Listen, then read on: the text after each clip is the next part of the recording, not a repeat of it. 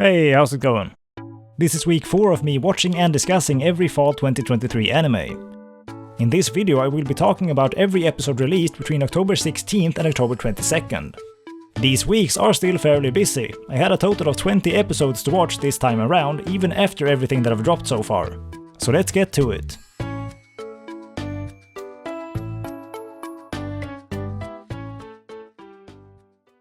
Undead Unluck, Episode 3.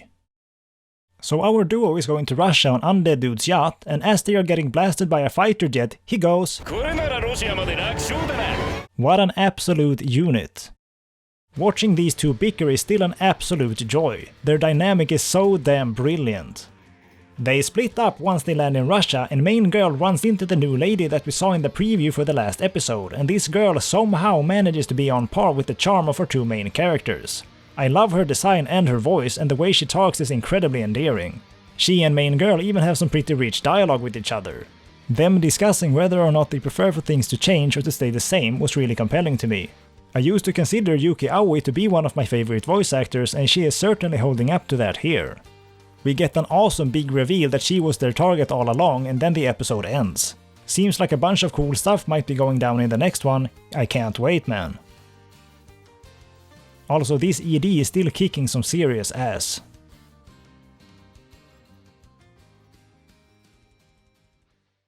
Hoshikuzu Telepath, Episode 2. Another girl joins our main character's circle of friends in this episode thanks to the efforts of the alien lady, and so they all embark on their quest to build a rocket and go to space. Main girl seems to have catched on to the fact that building rockets isn't the easiest thing in the world, but I'm sure it isn't a problem a little friendship magic can solve. This does seem to be a competent enough show for what it is. The staff is clearly well familiar with how an easygoing moe show is typically presented. It ticks all of the boxes to fit into its category comfortably, but there isn't really anything about it that stands out. It does feature cute girls doing cute things, but so far none of them have any particular depth, nor do they have any characteristics that are pulling me in. So I think I'll be putting this show down here. Normally I would stick with a show like this, even if it is mediocre, as this genre is one where I feel quite at home. But there's just too much else airing this season. I need to cut some shows in order to maintain my sanity. But if you're looking for an easygoing show with cute girls, this is decent enough. I will say that this Men in Black reference did make me chuckle a bit.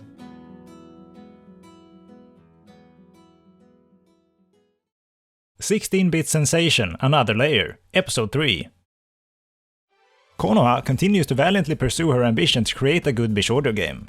The games she were given by the old lady in episode 1 seem to be one-time use items that take her to different time periods, and in the case of this episode, the year of 1996.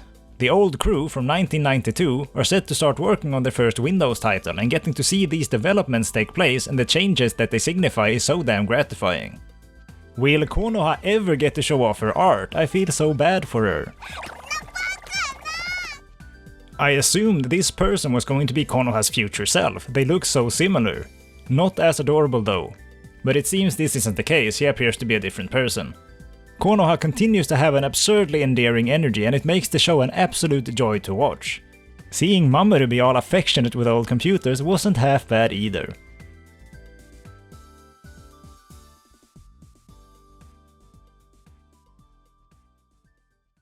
Houkago Shounen Hanako-kun, Episode 2. The Mokke are once again stealing the show by giving no craps at all about what the characters are doing. They simply want to get their hands on some candy, and who doesn't? I feel you, brother. The second half of the episode isn't as interesting. Hanako-kun just bullies some poor child and threatens to put fireworks down his throat. This green-haired lady is hella cute though. I only vaguely remember her from the first season, however. She can't have had much screen time. Oh well. I am going to go listen to this ED on loop now.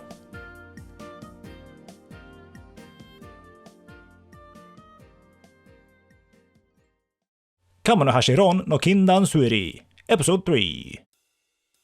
Our detective duo wins a hot springs vacation, and the date for this must have been set with razor sharp margins because they head out seemingly immediately. I didn't really understand what the point of most of this episode was. Our characters just sort of chill around for the majority of it. This is decent enough fun I guess, but it did feel a bit aimless. Seeing Ron pester random people to play board games with him seemed cozy though, but aside from that I guess this whole episode was just to act as a setup to the crime at the end. I don't feel that the characters are quite so strong as to be able to carry so much of the experience themselves, but Amamiya was pretty damn cute when she was drunk. Amamiya senpai, naki jougo.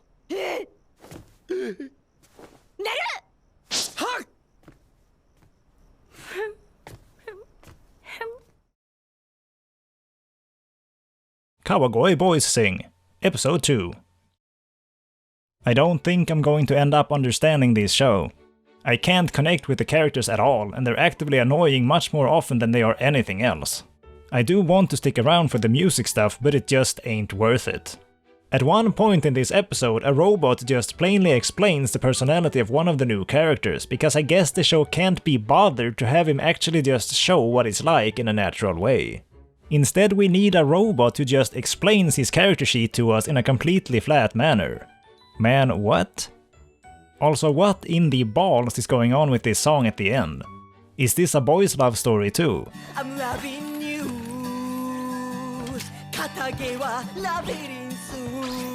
Who knows? I'm not sticking around to find out.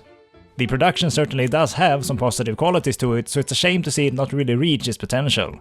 Maybe this show does successfully appeal to a certain niche that I'm not a part of, but it certainly isn't doing it for me.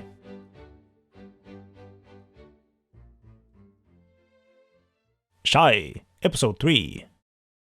Iko and Teru have a pretty ham-fisted conversation where Iko keeps gushing about how amazing Teru is. This feels unnatural because the purpose is unlikely for the viewer to learn what these characters are like, and more likely for the viewer to be told that Teru is indeed amazing and that the viewer should also feel this way. It's just trying to nudge the audience opinion in the direction that the show wants it to go, but this is such a lazy and cheap way of doing this. If you want me to think that Teru is amazing, then make her do things that I would consider to be amazing.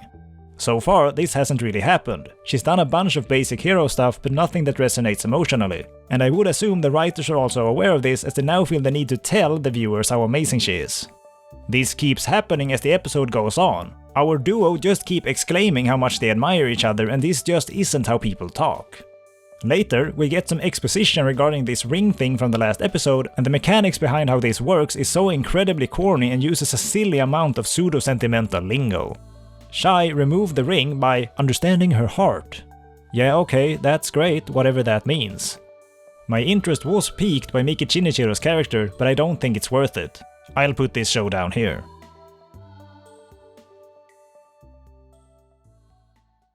Watashi no Oshi wa Akuyaku Reijou, Episode 3. Our characters play a bunch of games in the first portion of this episode, and it's pretty cool. I am especially partial to seeing chess games in media, but it's a shame that it wasn't given too much focus here. In the later half of the episode, some surprisingly solid bit of dialogue is had, where our main girl explains that she doesn't necessarily feel the need to pursue villain girl romantically, as she never really did expect her feelings to be reciprocated. She also mentions internally that her cheerful behavior is a sort of coping mechanism to avert the judgmental looks she gets for being so eccentric. I mentioned the same thing about the last episode, but I really wasn't expecting the show to tackle these matters in such a direct way, but I appreciate that it does. The delivery is decent enough too, and the sentences land in a convincing way. Main girl is even asked the big question straight up, and she answers it plainly without any fuss or spectacle. Not bad. Also, the way villain lady stands up for the main girl as some mob characters trash talk her was incredibly cute.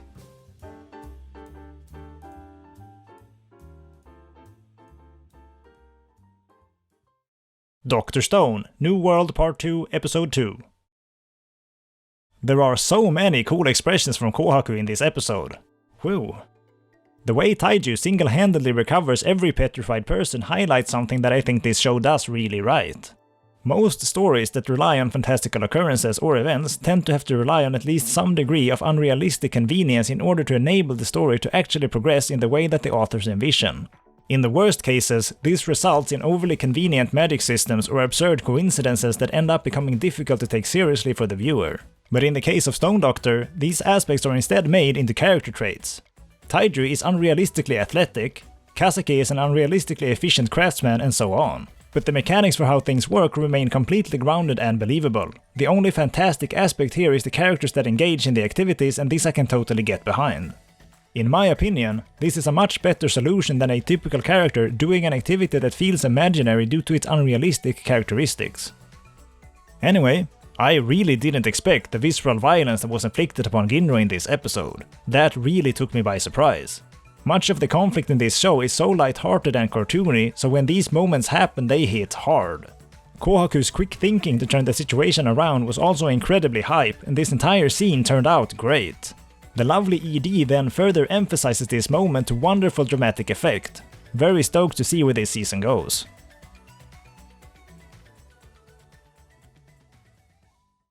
Under Ninja, Episode 3. Our main guy is making a deal with some kids.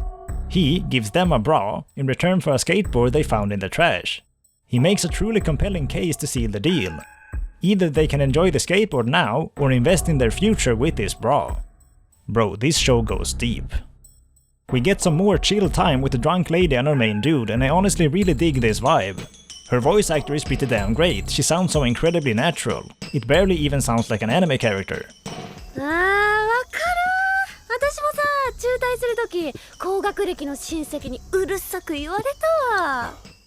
Anyway, main dude tells her to be careful as she climbs down the roof, and she's all like, I'll be fine. But obviously she slips and falls. But main dude has some serious lightning reflexes and saves her, and then she pees on him as she was on the way to the bathroom. Nice. Some random lady then starts fighting the Russian dude, and then the episode ends. Oh yeah, I am lost and I love it.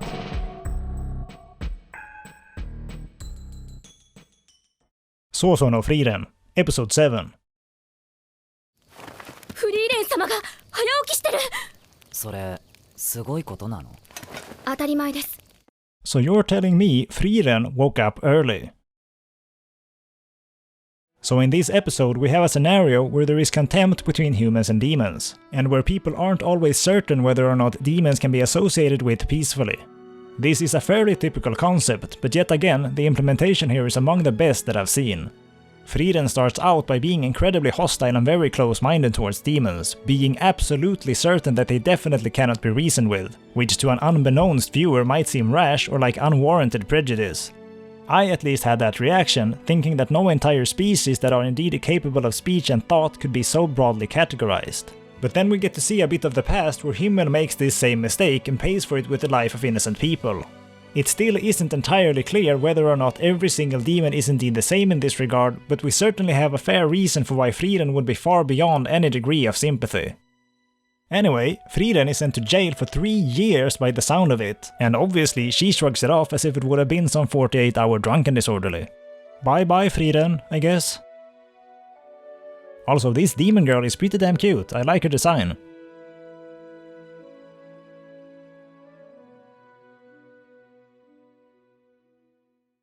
Keiken sumi no kimi to keiken zero no ore ga otsukiai suru hanashi. Or Kimizero, Episode 3. Our main dude's old love interest is transferring into his class in this episode, and this marks the start of what seems to be a very typical, tasteless and uninspired love triangle. I really don't think the show needed this. I was perfectly content to just see the two main characters be cute together. We did get plenty of that in this episode too. The duo go on a date to celebrate Runa's birthday, and it's totally wholesome and cute. Oh, and it takes place at Takeshita Street in Harajuku, which is especially cool to me because I've actually been there myself. It was slightly more crowded when I was there though. But anyway, this old love interest does seem to be present in order to build up to some drama that so far has been very cheap. She is making some minor advances towards her main guy, and for some reason this gets him flustered. Dude, what's going on? You are already in a relationship that you're happy with, no? Just tell her off and be done with it, case closed. To be fair, he does do this, but the path there isn't as direct as I feel it should be. Also, indirect kisses really aren't this big of a deal, come on now. Whatever, I'm still having fun with this show.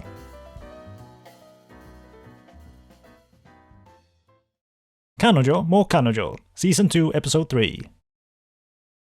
So Shino wants Naoya and Saki to kiss, and I honestly can't even imagine this dude's character design in any kind of genuinely romantic situation. Accidental kisses or perverted acts, sure, he's got that all over him. But as for any actual romantic passion, I can't even picture it. The show throws them into the situation, but to the surprise of nobody at all, it doesn't go through with it. Shocker. The rest of the episode is just more of the usual loud chaos, and my patience just isn't there for it. Especially that bit with Rika towards the end just makes my brain ache at how unnatural and ridiculous this entire conversation is. I would still say that this show is the lesser evil when compared to Hyakkano. I'd much rather watch this if I had to watch either, even though this show is nowhere near as visually impressive as Hyakkano. But thankfully, I don't actually have to watch either of them, so I won't. I'll be putting this show down here.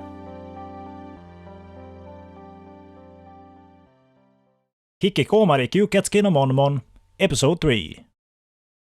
Things are suddenly getting really edgy. This villain lady has the classic psychopath personality and it is heavily reflected in her speech patterns. I usually hate these kinds of characters, especially when they talk in such a heavy-handed way to make her violent nature abundantly obvious.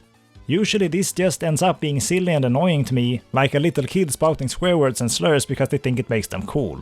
But in this case, I think she actually just barely manages to not cross that line.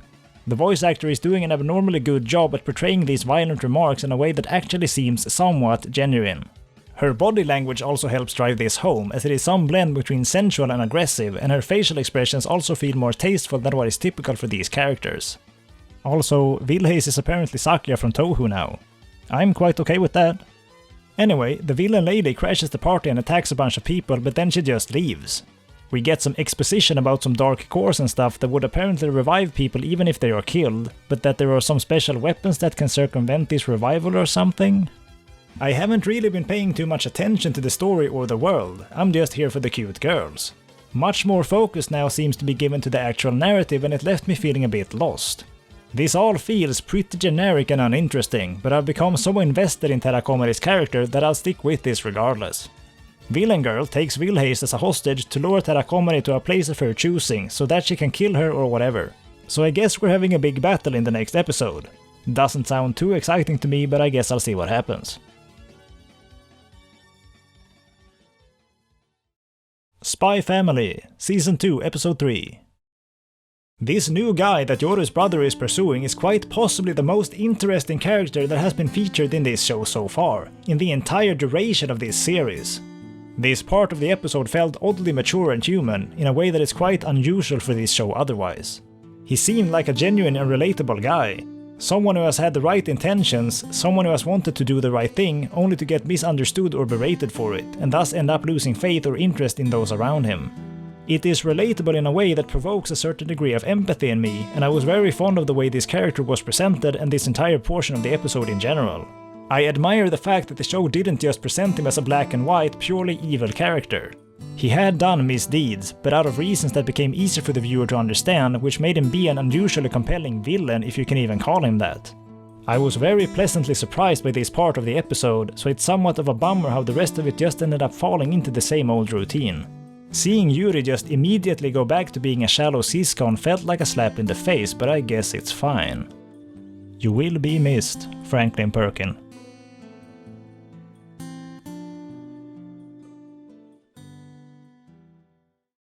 Bokura no Ameiro Protocol, Episode 3. What am I even looking at here? It looks like the inside of this PC just has some shoddy skybox of something that vaguely resembles PC components that they have just plastered on there without any consideration for the size or the format. These fans just cut out at a straight line and this bottom one wouldn't even fit in the case. Half of it would end up outside of it. Why even bother having a translucent side panel if you're going to be this lazy about it? Better to just have the side panel not be see-through in that case. Also, how does this dude know what GPU she's got in there? I don't even see a GPU. Is she on internal graphics? Is that top of the line? Whatever, let's assume there is a GPU there and that he does see it. Still, how does he know what it is? Unless it is a Founders Edition Nvidia card or maybe some EVGA model, it probably doesn't have the actual model written on it. Many board partners use the same coolers for multiple different cards, meaning a 4090 and a 4080 could have identical coolers and thus look like the same product externally. But hey, whatevs, I'm sure this dude knows what's up. All of this aside, I actually kind of like this girl's rough attitude. She's easily the best character of the whole show so far. Later in the episode, our main character gets a message on fake Discord, and this sound that plays is the same as when you get an email on an old iPhone 4. I know, because I still use one.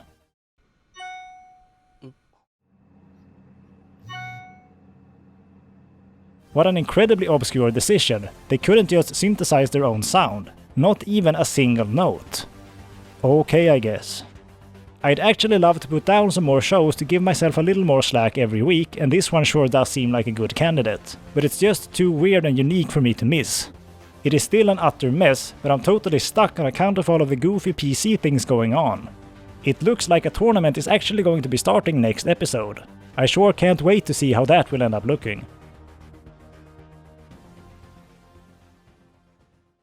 Shangri-La Frontier, Episode 4. Man, this show sure is obsessed with telling the viewer just how great this game is. Did we really need this 30-second ad for it in the beginning of this episode? They call it the greatest of all games, which just sounds incredibly shallow. Video games is such a broad and diverse category that even trying to assign such a title comes across as silly and misguided. But yeah, whatever. I'm going to try to not get hung up on this again. Main dude has some appointment with a friend of his in a different game, and here we get a pretty awkward bit of dialogue while they fight each other. Something about how they use bugs or glitches against each other in the game, but it doesn't really connect with me. Felt really buzzwordy and not very authentic. Anyway, main dude's friend will apparently also start playing the greatest of all games, and it seems like another character is also being introduced. A girl that is voiced by Hikasayoku no less. Alright, I'm interested. Main guy also now has a permanent rabbit companion, it would seem, and I don't mind this. His or her voice is kinda cute. They start heading over to the next boss so that they can progress to the next city, and then the episode ends as they find the dude. I feel like my interest in this show is starting to slip slightly, but I'll stick around for the time being.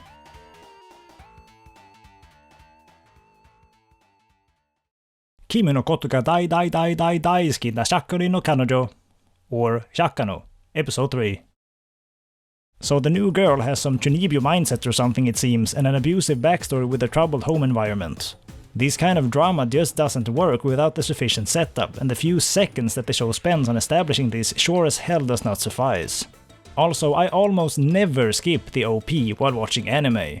In the 715 completed shows and 444 dropped shows that I've watched, it has happened a total of 5 times where an OP has rubbed me the wrong way so much that I would feel the need to skip it. And this one is now among them. I actually cannot stand it. Well done, that's now the 6th member in a very exclusive group. This new girl is actually pretty cute. Her expressions and mannerisms are all quite on point to make her template come across in an efficient way. The shallow nature of her background is a detriment, but it is one that I can overlook. But knowing that she is being railroaded into becoming another brainless zombie is truly disheartening. It's kind of like a sense of impending doom.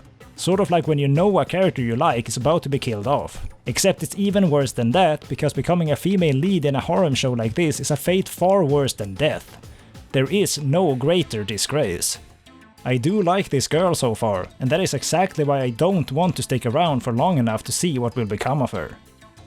Did the main guy actually transcribe an entire book into his phone using the touchscreen to type? Holy Jesus, now that is actually unironically some next level commitment. That sounds like a punishment worse than what even the hells would throw at you, god damn. Dude, just get a Bluetooth keyboard next time. I can't really tell if Karana is asking this question to the main guy, or if she's asking me, the viewer.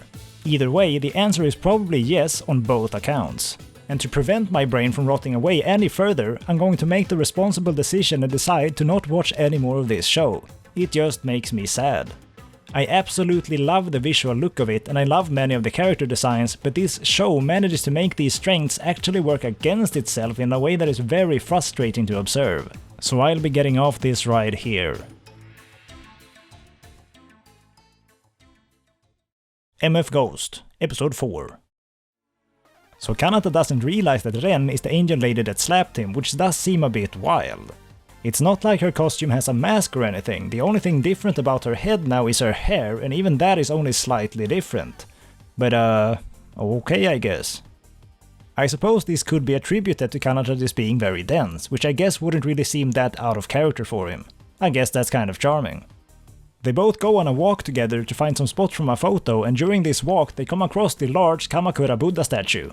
Fun fact, this Buddha was also featured in the first season of Dr. Stone as a landmark for the group. I actually really wanted to visit this place during my last trip to Japan, but we just couldn't find the time for it, so it didn't end up happening. Sad times. We're introduced to another racer who I guess Kanata will be facing, and this lady is hella cute. Can't wait to see her in the race whenever that happens. We get a short taste of it before the episode ends, and it feels pretty hype to have a race with other racers involved at the same time. Feels like a cool new layer of tension on top of what we saw in Kanata's qualifying time trial thing. Excited for the coming episodes.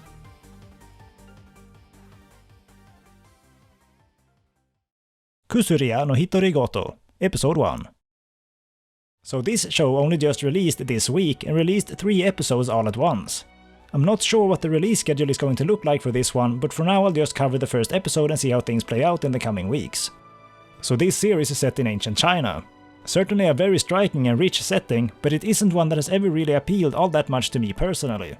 I feel the most at home with modern settings, and most particularly modern Japan. Courtesans, palaces and emperors have got nothing on high school anime girls, but that's obviously just my dumb preferences. This show has a lovely aesthetic and our main character is voiced by Yuki Aoi, which is to say that she is very well voice acted. She is also just in general a charming and colorful character with a reasonably strong sense of personality already in this first episode, but that doesn't really salvage the fact that I found myself uninterested in the overall premise. Our main girl is working at an apothecary until she gets kidnapped and is made to work as a servant at some palace. And while here, eventually she saves some newborn babies from being unknowingly subjected to poison, and then the first episode just sort of ends. My anime list states that the genres here are drama and mystery, so I guess the show will end up following our cast as they solve various plots against the palace or something to that effect. I wasn't instantly grabbed by this first episode, but I'll watch a few more and see where things go. And I think that's all there is for now. Kusuriya no Hitorigoto came as a surprise to me just as I was rounding out my scripts on Sunday the 22nd, but I did manage to squeeze it in. I've dropped a few more shows this week and that feels like a great burden lifted. Now there are almost no shows left that I don't enjoy, so maybe I'll get to enjoy some smooth sailing from here on out. I'm still bashing my head against the wall that is Ameiro Protocol, but I can't bring myself to put that one down. But aside from that, there are a ton of good shows to enjoy. 16-Bit Sensation, Dr. Stone, Sousou no Frieren, Kimizero, Undead Unluck and MF Ghost are all going hard. Hikikomari might be slipping a bit, but Terakomari is still one of the best girls of this season as far as I'm concerned. And I think that's all I have to say. Thanks for watching my stuff, I hope you have a cool day, and see you next week perhaps.